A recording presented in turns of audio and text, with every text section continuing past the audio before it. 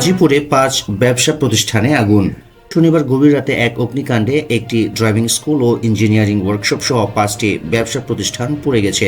গাজীপুর মহানগরীর ঢাকা প্রকৌশল ও প্রযুক্তি বিশ্ববিদ্যালয় ডুয়েট গেট এলাকায় এই অগ্নিকাণ্ডের ঘটনা ঘটেছে।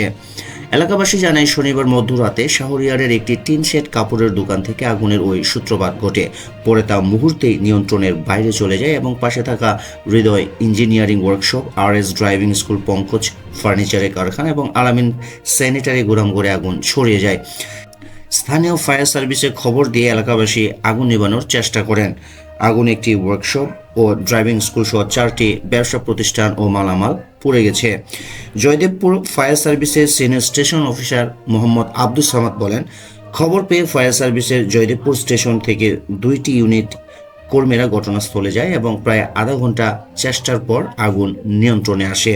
তবে অগ্নিকাণ্ডের কারণ ও ক্ষয়ক্ষতির পরিমাণ তাৎক্ষণিকভাবে জানানো যায়নি। তদন্তের মাধ্যমে সঠিক কারণ ও ক্ষয়ক্ষতির পরিমাণ জানা যাবে।